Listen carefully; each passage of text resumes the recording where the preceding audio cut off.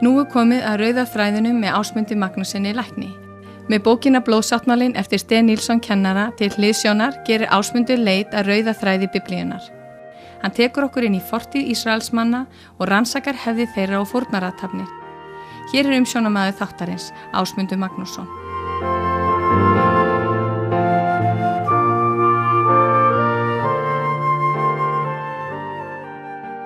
Komið sæl, hlustendur góðir. Rauði þráðurinn. Rauði þráðurinn. Hvað er það sem við eigum við þegar talað rauða þráðinn í Biblíunni? Hvernig tengist Gamla testamentið og Nýja testamentið? Og stundum spyrja menn sig, er þörf á Gamla testamentinu í dag? Þessum og fleiri spurningum munum við velta fyrir okkur í þessum pistlum rauða þráðinn hér á Lindinni næstu vikurnar. Og ég mun lesa úr bókinni Blóðsáttmálinn eftir Sten Nilsson. Höfundurinn Sten Nilsson, hver er hann? Þegar ég var á biblíuskólanum Lífets Ord í Uppsölum í Svíþjóð 95-97, þá var Sten Nilsson aldursforsetinn í kennaraliðinu þá 70. Ég fletti núna upp á netinu daginn kennurunum í dag og sé að hann er ennþá með á hópmynd af kennurunum þó að ekki sé hann talin upp sem fastur kennari enda nú hálf nýræður.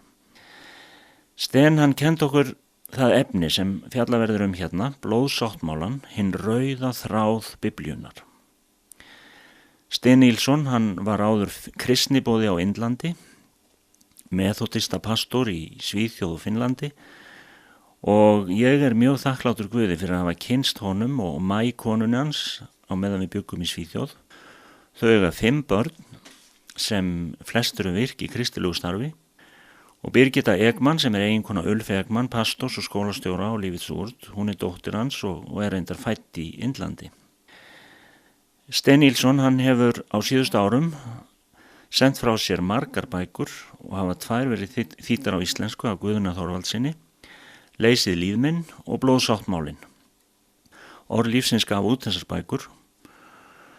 Sten Nilsson hefur einu sinni komið til Íslands. Hann kom til okkar í Orði lífsins í mars 1994 og var hérna eina helgi með kennslu og gisti á heimili okkar í Garðabænum. Það efni sem Sten kenndi okkur á biblíuskólanum, það hafði mikil áhrif á mig og var eins og þáttaskil í mínu trúalífi. Og þetta er mjög áhugavert efni og bókans hún var ekki komin út á þessum tíma en kom út stutt eftir þetta og eins og ég sagði hún er til á íslensku í dag og ég hvet hlustendur til að verða sér út eintak en nú ætlum ég að byrja á því að lesa formálan eða innganginn að bókinni og sem er eftir Sten Nilsson. Hann segir hér, það er yndislegt að fá tækifæri til að endurgreiða gamla skuld, þakklæti skuld. Allt frá barnæsku hef ég alist upp í húsi Guðs og átt þar annað heimili. Í fyrstu var barnshugurinn fyrir áhrifum, síðar heyrði ég orð sem festust mér í minni, eitt þessara orða hefur fyllt mér alla tíð. Á undangengnum áratugum hef ég oft hugsað orðin sem ég innst inni krafði skýringa á. Orðin voru töluð af skipstjóra með mikið og grátt skegg. Hann hét Lönnqvist og var prédikari í methodista kapellu bensku minnar. Þessi maður kunni svo sannarlega prédika orð Guðs og fekk alltaf tækifæri til þess þegar hann var í landi. Hann talaði alltaf sama efni, eða það fannst mér að minnstakosti. Og hann gerði það með þeirri dýpstu rödd sem ég hef nokkuð tíma heyrt. Þess vegna hef ég aldrei getað gleymt orðum hans, rauði þráðurinn. Þessi orð hafa ómað innra með mér alla tíð. Á liðnum áratugum hef ég óskað þess oft að prédikanir Lönnqvist gamla hefðu verið skrifað niður. Minn innri maður hefur haldið áfram að krefjast skýringa. Þegar ég komst að því að orðin vísuðu til þema Biblíunnar, lagði ég mig fram að finna þráðinn. Það var ekki auðvelt. Ef ég byrjaði að lesa Mósebækurnar var áhuginn búinn þegar komið var fram í 3. bók. Það vantaði leiðsögn. Þessar almennu prédikanir sem við heyrum veittu mjög litla leiðsögn ritninguna, skipulagðir prédikunartextar kirkjuársins og vakningasamkomur gáfu ekki heldur þann skilning sem ég leitaði að. En skipulega guðfræðilegar athuganir, myndu þær gera það? Nei, þvert á móti, þær myndu veita þekkingu en ekki það ljós yfir ritninguna sem Lönnqvist gamli virtist hafa. Fyrir honum var Biblían bók sem hafði rauðan þráð frá upphafi til enda og það var þessi þráður sem ég leitaði að. Þegar ég gerist trúbuð á Indlandi var það mér kappsmál að útskýra fyrir sjálfum mér það sem ég þurfti að útskýra fyrir þeim sem lifa í myrkrinu. Hver væri heildarboðskapi Biblíunar? Ég pantaði marga metra af góðum biblíulegum bókum, þær gáfu mér mikið en ekki það sem ég leitaði að. Dag einn þá barst mér í hendur lítil rauð bók eftir mann sem hafði verið methodista prestur og stofnað biblíuskóla. Hann hét E.W. Kenyon og bókin hét The Blood Covenant, blóðsáttmálinn. Þessi litla bók hrópaði út svarið við spurningunni sem ég hafði svo lengi leitað svars við. Engin bók hefur haft sterkari áhrif á mig en þetta litla hefti. Ég sá rauða þráðinn, ég sá það sama og Lundqvist gamli sá og talaði um. Þegar ég síðar hélt áfram að rannsaka efnið sá ég að Kenyon, sem gerði sína uppgötvun í vísindalegu verki eftir Dr. H.C. Trumbull, hafði í trúboðsákáð sínum sést yfir margt af því sem tilheyrði rauða þræðinum.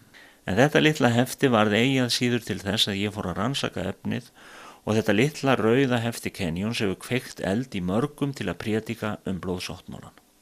Ég stend í þakkarskuld við nokkur af þeirra.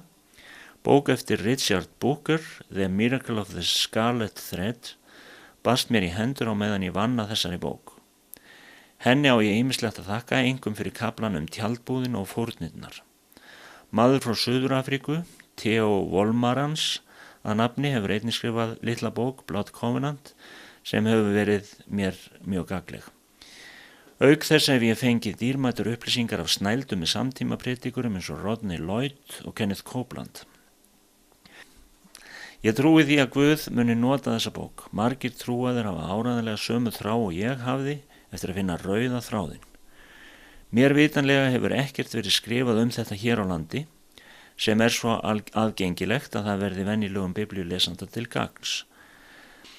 Það mér gleðiefni að fá að greiða þakklæti skuld minni vegna orða C.A. Lundqvist skipstjóra sem þrönguðu sér inn í hjarta ungstrengs á næst aftasta bekk heima í methodista kapillunni á 3. áratugi 20. aldar.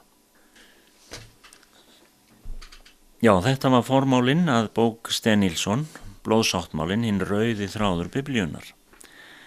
Og eins og Sten segir við lesendurna, ég trúi því að Guð muni nota þessa bók, þá trúi ég því að Guð muni nota þetta efni hér á lindinni núna næstu vikurnar til þess að opna augu okkar fyrir þessu stórkostlega efni, hinn rauði þráður biblíunar, hvernig við sjáum þennan þráð alveg frá fyrstu Mósebók og til síðustu bókar biblíunar og opinberunarbókar Jóhannesar.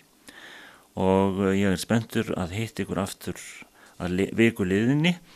Ég þakka ykkur fyrir áheyrnina í dag og Guð blessi ykkur. Ásmundur Magnússon læknir stjórnaði þættinum Rauði þráðurinn. Bókin Blóðsáttmálinn er skrifið af Sten Nilsson kennara við biblíuskólan Lífets Ord í Svíþjóð. Fylgstu með aftur í næstu viku en þá tekur Ásmundur upp Rauða þráðinn þar sem frá var horfið.